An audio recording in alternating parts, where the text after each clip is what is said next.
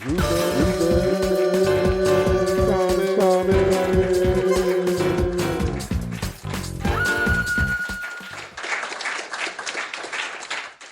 to Ruben Comics Podcast, and today we'll be talking about Wonder Woman. This was the first female superhero movie in a decade. The first time I saw her was in Justice League the Animated Series. She made her first debut in Batman vs. Superman, directed by Zack Snyder. I invited a friend to watch it with me, and now we're going to talk about it. Let's give a warm welcome to Anna. Hi, how are you today? Good? Excellent. Great. I'm excited to talk about this movie. Me too. I was glad you could join me. To start things off, what's your favorite scene in the movie? Well, without a doubt, my favorite scene in this movie was Diana crossing no man's land. We saw a lot. There was a lot being said that wasn't without it kind of being illustrated. It was just emotional. It was really like a pivotal part of the movie because, in many ways, she's going out into battle. She's got all these things being fired at her. It says a lot about who she is as a person. She's taking all of those hits so that her friends can get across no man's land. She really kind of cares for the people that she's with. But it really, more than anything, it really made her into Wonder Woman. That's when you really first kind of see her take on the Wonder Woman uniform and the Wonder Woman look and the Wonder Woman action. And it's when you really kind of first see her as Wonder Woman and not just Diana. And I really loved that about the movie. I thought it was a great moment. Just ain't bad myself. Because Wonder Woman is, it's a superhero movie with a woman in the lead. Do you think the movie had influence on bringing more women viewers into the superhero world? Both DC and Marvel, specifically. Do you think it's important to have those women viewers and why they add value? It definitely left the door open for more female-led superhero movies. I actually grew up on Justice League the Animated Series with Wonder Woman, Batman, Superman, Hawkgirl, just to name a few. It was way before the Avengers became as popular as they are today. At the time, it was all these cute, cool heroes on the small screen. These films give female viewers something to look forward to, something to aspire to. Yeah, I agree. I think it's definitely, just in general, I know a lot more women who watch these superhero movies and are very into, more specifically, the Marvel world because it's become so popular, like you said. But yeah, I agree. There's a lot more women coming to these movies. And I think Wonder Woman played a kind of key part in that for sure. Absolutely. So who would you say is your favorite character? Well, I kind of have to say it's Diana. I mean, naturally, she's the lead. I know that that's part of it. But, I genuinely like her as a character and alone as it is.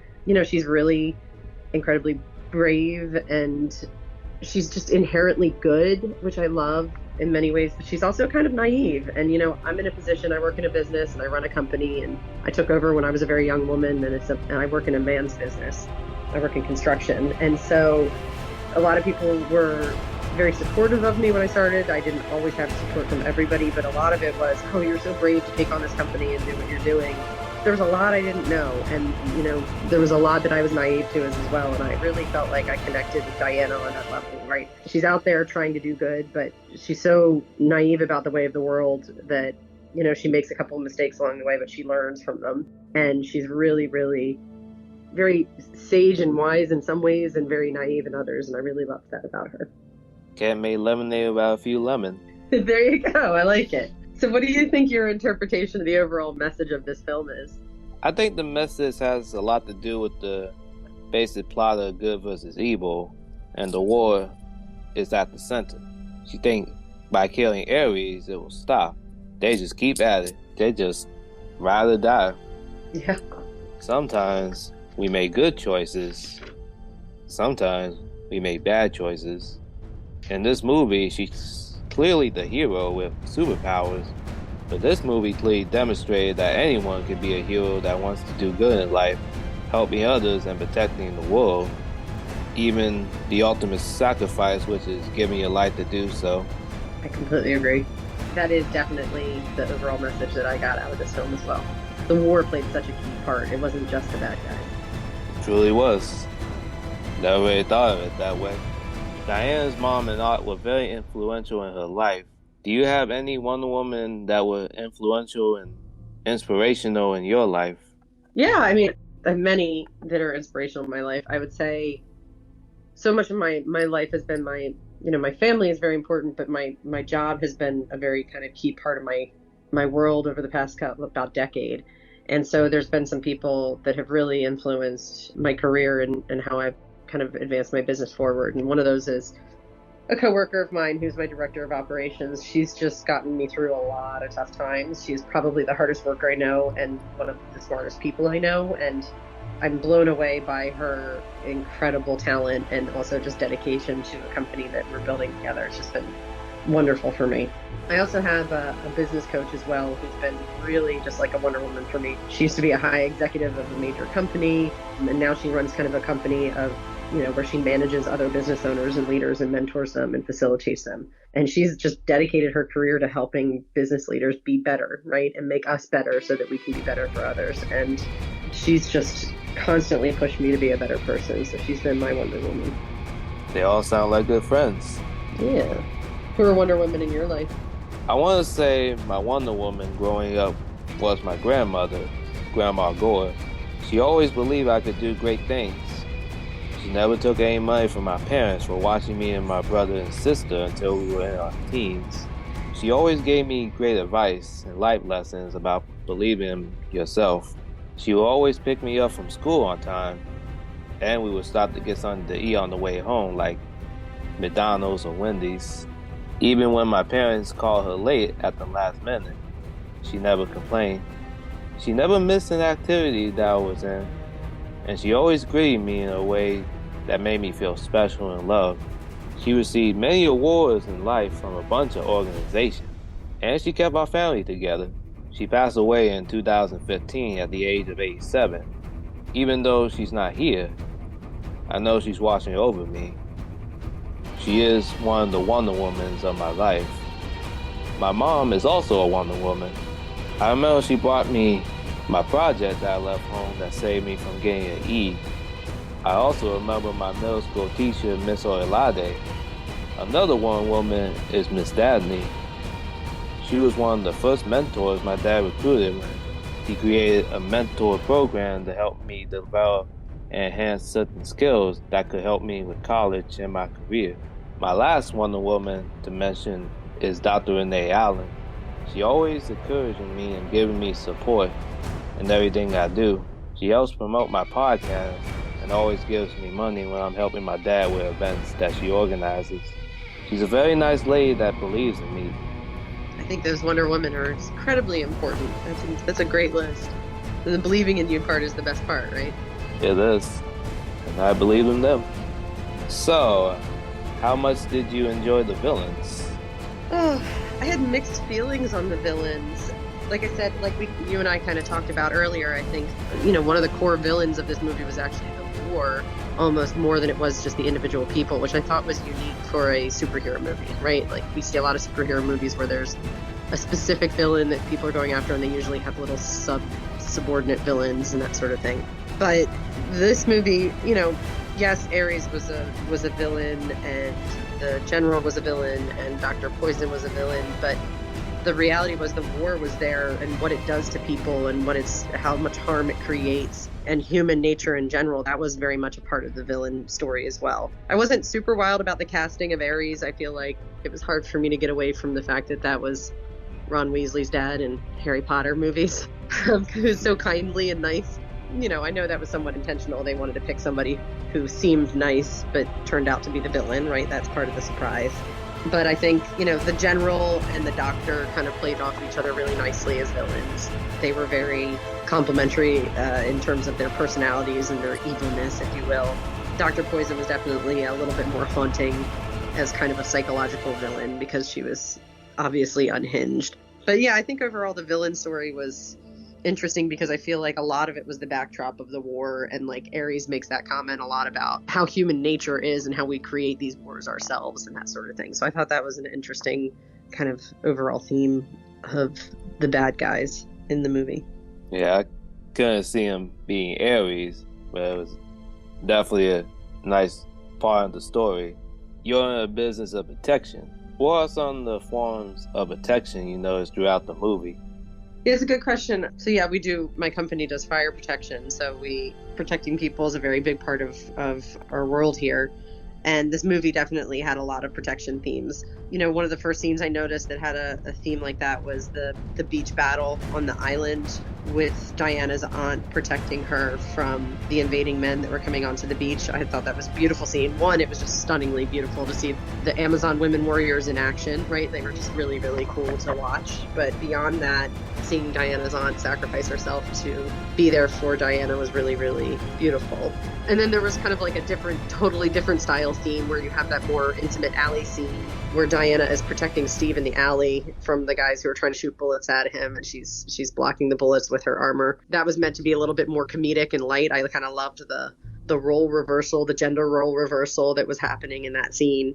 And it added some kind of comedic elements too that I thought was really funny. But then beyond that, it was also a very cool scene to watch, right? The action was in real sharp. It was a good way to show somebody protecting another person.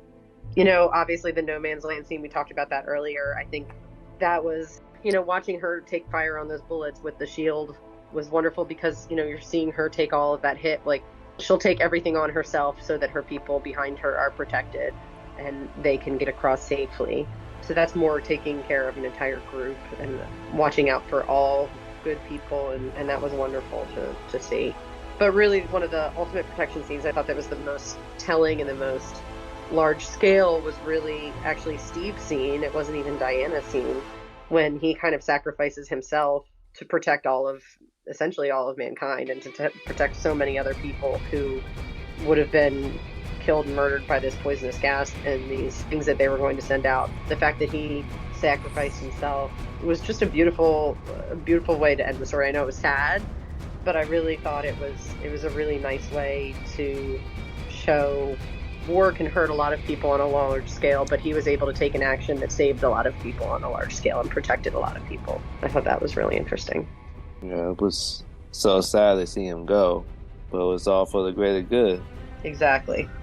And now on to the hidden fact question. So in the opening scene, Diana receives a photo from World War I from an old friend. Who sent the photo? That would be Bruce Wayne, aka Batman. Bingo! Played by Ben Affleck. The best Batman in my opinion. Who would you say is your favorite Batman? Oof. I'm old school because I'm older, so I really enjoyed George Clooney. It was so cheesy, but I loved it. I expect that. Here's another one. Do you know what Wonder Woman's weakness is? No, I do not know what Wonder Woman's weakness is. What is it? Well, if she gets tied up by a man using her lasso, she loses all her powers. She's tied up by a man using... Wow, really? I did not know that. Yeah, and if she breaks it, her hair turns white. She basically loses all her immortality. I saw it in an animated movie once. Wow. I did not know that. Little cool hidden fact for our audience. Yeah. And just to close things out, how would you rate the movie overall? I really loved the movie when it came out.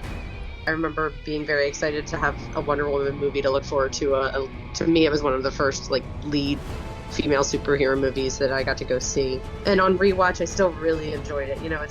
There's some flaws and it's got some funky things that happen throughout, but overall, I think it's just pretty genuinely a strong film. It's got a good plot. It's really visually stunning. And I really like the core message. And I like that Diana is inherently a really good superhero. She's genuine in so many ways. And I just loved watching that. So overall, I'd say I really enjoyed Wonder Woman. How about you? It was a pretty solid film.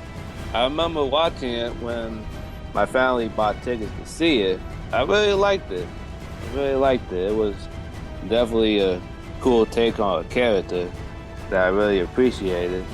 I agree. It was a good movie. I'm glad I got to rewatch it. I thank you for inviting me to do this. It was nice to sit down and rewatch this movie.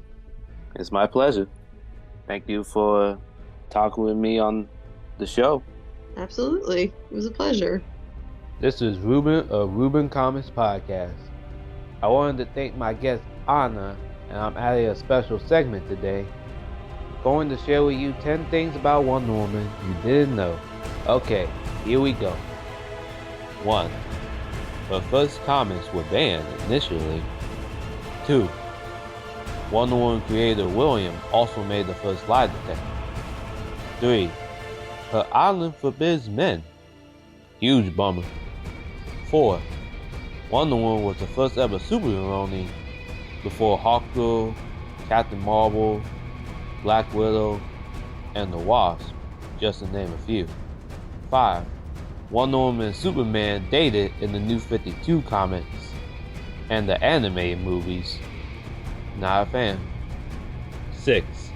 She was almost called Suprema, close call. 7. Diana Prince has a twin sister, Luria, and she's black. 8. She has extra special powers, enhanced taste and smell, just like Daredevil, not to mention divine wisdom. 9. Eva Green, among others like Kristen Stewart, almost took the role before Zack Snyder chose Gal Gadot. 10. She's worthy of Thor's hammer when DC had a crossover with Marvel.